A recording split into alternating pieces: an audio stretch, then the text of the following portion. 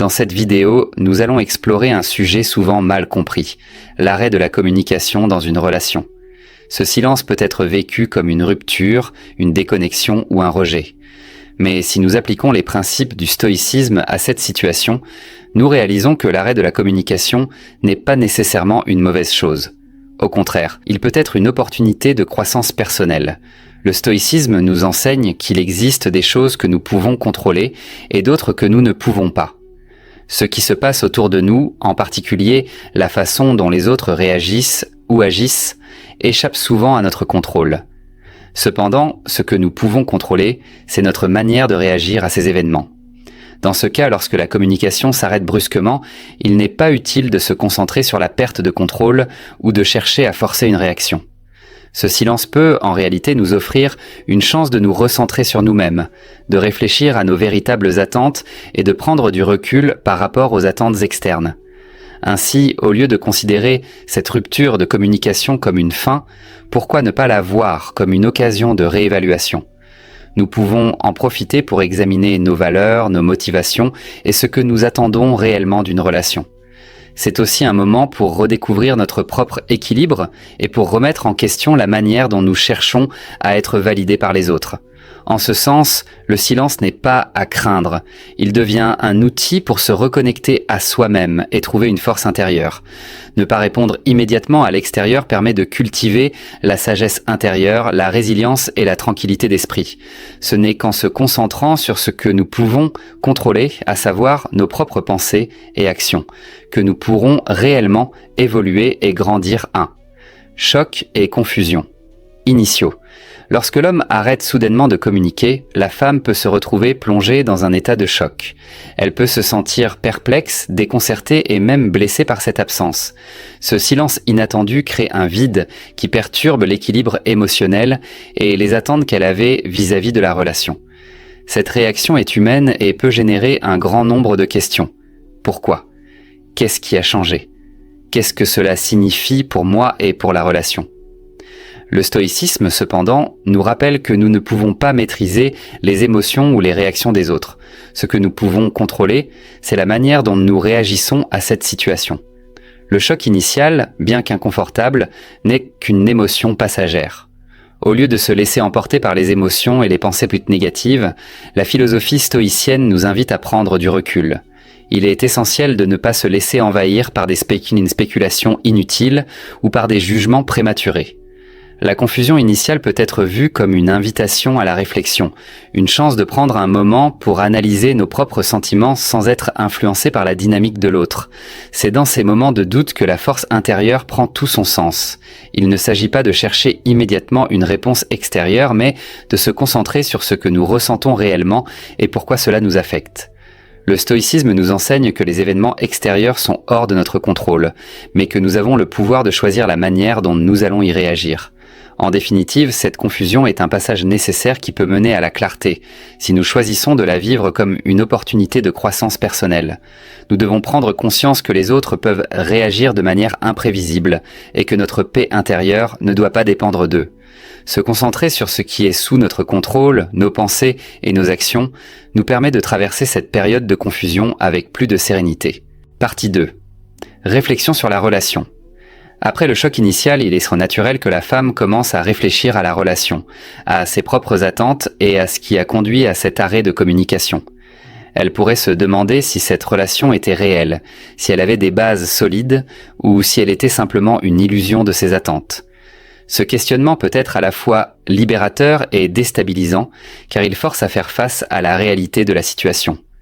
Dans cette phase, il est important de comprendre que le stoïcisme nous enseigne que nos attentes, aussi bien envers nous-mêmes qu'envers les autres, sont souvent ce qui nous fait souffrir. Le stoïcisme insiste sur le fait que nous ne devons pas être dépendants des actions ou des réactions des autres pour déterminer notre bien-être. En d'autres termes, bien que la femme puisse se demander pourquoi la communication a cessé, elle doit également se rappeler que cette incertitude ne doit pas affecter son équilibre intérieur. La situation peut amener à une introspection utile. Pourquoi ai-je placé tant d'attentes sur cette relation ? Qu'est-ce que j'attendais de l'autre ? Et surtout, quelles sont mes propres valeurs et mes priorités ? À ce stade, l'homme peut également vivre une réflexion similaire. Il peut se demander pourquoi il a cessé de poursuivre cette relation et si cela correspond réellement à ses désirs et à ses valeurs profondes. Ce silence n'est pas seulement une absence de communication, mais une occasion de prendre du recul pour mieux se comprendre soi-même. Le stoïcisme invite à l'introspection et à l'autosuffisance. Il ne s'agit pas de se demander ce que l'autre ressent ou attend, mais plutôt de se concentrer sur ses propres motivations et ses actions. Ainsi, cette phase de réflexion sur la relation est une invitation à l'auto-évaluation. Elle nous rappelle qu'en fin de compte, ce qui est important n'est pas ce que l'autre fait ou ne fait pas, mais comment nous choisissons de répondre à la situation et de nous ajuster à nos véritables besoins et valeurs. La recherche de sens et de clarté doit toujours partir de l'intérieur et non de la validation extérieure. En intégrant ces principes stoïciens, nous pouvons mieux comprendre ce que nous voulons réellement et agir en conséquence avec sagesse et sérénité. Numéro 3, tester les limites. Lorsqu'une relation passe par une rupture de communication, l'une des premières réactions, en particulier du côté de la personne laissée dans l'incertitude, est de tester les limites. Cela peut se manifester sous de multiples formes. Messages envoyés pour vérifier la réaction de l'autre, tentatives d'attirer l'attention par des moyens indirects ou même des actions plus directes pour rétablir une forme de contact. Ces comportements, bien qu'ils puissent sembler impulsifs, sont souvent une réponse émotionnelle à une situation inconfortable, où la personne cherche à évaluer jusqu'où elle peut aller avant que l'autre ne se ferme complètement. L'instinct humain est d'éviter la douleur, et l'incertitude crée une pression émotionnelle. Lorsque la communication s'arrête de façon inattendue, cela peut provoquer des sentiments de rejet, de confusion, voire de trahison. L'esprit humain, en particulier lorsqu'il s'agit de relations émotionnelles, cherche des réponses, même si elles sont parfois difficiles à digérer. Tester les limites est une façon de rechercher ces réponses, même si ces tentatives sont souvent plus de nature émotionnelle que rationnelle. Cela peut aller de la vérification des comptes de l'autre sur les réseaux sociaux, en passant par des messages où l'on essaie d'établir une forme de contact indirect, jusqu'à des tentatives plus évidentes d'attirer l'attention par un comportement excessif. Cependant, d'un point de vue stoïcien, tester les limites de l'autre n'est pas une méthode constructive. Le stoïcisme enseigne qu'il est inutile de chercher à manipuler ou à influencer les autres pour valider notre propre valeur. La clé, selon les principes stoïciens, est de prendre du recul et de réaliser que le comportement des autres échappe à notre contrôle. Si nous plaçons notre estime de soi dans les réactions des autres, nous nous rendons vulnérables à leurs décisions et à leurs émotions. À l'inverse, la véritable force réside dans la maîtrise de soi et dans l'acceptation que chaque individu est responsable de ses propres actions. Ainsi, tester les limites de l'autre pour obtenir une réponse peut sembler utile sur le moment, mais c'est en réalité une tentative de contrôler une situation qui échappe à notre pouvoir. Cette prise de conscience est la première étape vers l'autonomie émotionnelle. En effet, chaque test de limite, aussi innocent ou frustrant soit-il, peut être perçu comme un moment d'introspection où l'on peut se poser des questions importantes sur nos propres besoins émotionnels et nos dépendances. Le fait de ne pas avoir de réponse à une situation ne signifie pas nécessairement qu'il y a une perte, mais souvent, c'est une occasion d'apprendre à se détacher et à se concentrer sur soi-même. De plus, dans ces moments où l'on cherche à tester les limites de l'autre, il est crucial de se demander pourquoi l'on a besoin de cette validation. Le stoïcisme propose une forme de renoncement à la dépendance émotionnelle, encourageant l'individu à cultiver son propre sens de la valeur et à apprendre à se nourrir de ses propres ressources émotionnelles, plutôt que de chercher cette validation dans les actions des autres. Tester les limites ne fait qu'augmenter la confusion et le stress dans une situation déjà chargée émotionnellement. Accepter la réalité et se concentrer sur sa propre croissance devient ainsi une voie plus sage et plus sereine. 4e, recherche de clôture. La recherche de clôture est une réponse émotionnelle compréhensible après l'arrêt soudain d'une communication. L'humain cherche toujours à comprendre le pourquoi derrière les événements, surtout lorsqu'une relation ou une situation significative se termine. Cette quête de réponse, qu'elle soit par le biais d'une conversation directe ou par des actions indirectes, vise à apporter un sentiment de paix mentale et à résoudre les questions laissées en suspens.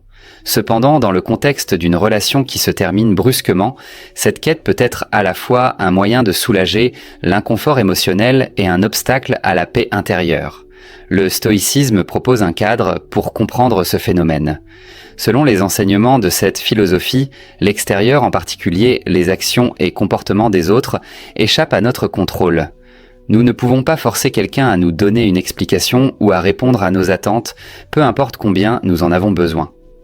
La recherche de clôture externe peut donc s'avérer vaine si elle est sans fonder sur le désir d'obtenir des réponses qui nous soulageraient émotionnellement.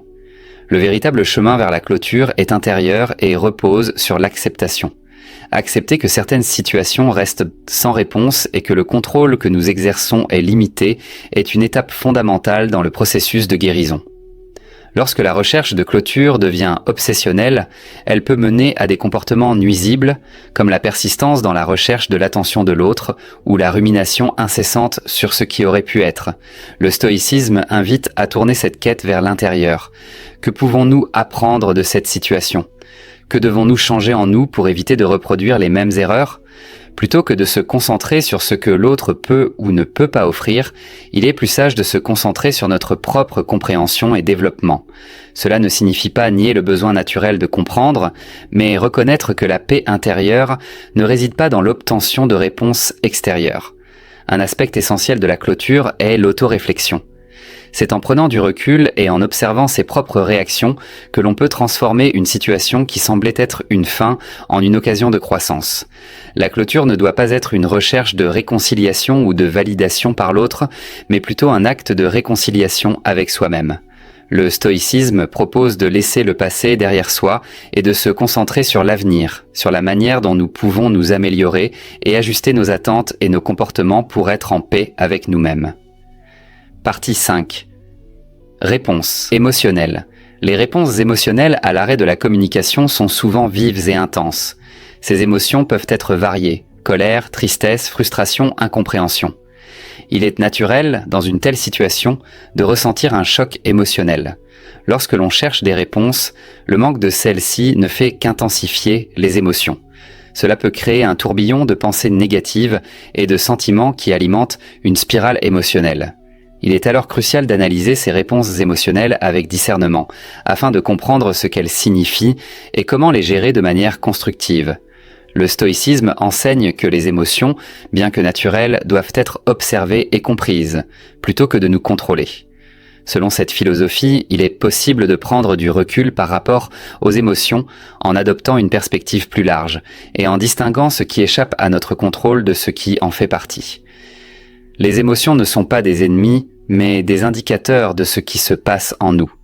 Ainsi, lorsque des émotions négatives surgissent, elles peuvent être perçues comme des occasions d'introspection, et non comme des forces à réprimer ou à ignorer.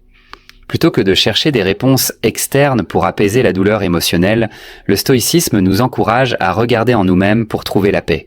En comprenant que nous ne pouvons pas contrôler les actions des autres, mais que nous avons le pouvoir de contrôler nos propres réactions, nous pouvons commencer à libérer notre esprit des émotions destructrices. Une approche stoïcienne permet de gérer la colère, la tristesse et la frustration avec calme et sagesse, transformant ainsi une situation émotionnellement chargée en une opportunité d'autogestion et de développement personnel. L'idée centrale du stoïcisme ici est d'apprendre à ne pas être esclave de nos émotions. L'émotion, bien que nous affectant, ne doit pas nous définir ni déterminer nos actions. La véritable maîtrise de soi repose sur la capacité à observer et à comprendre nos émotions, sans les laisser prendre le contrôle de notre comportement.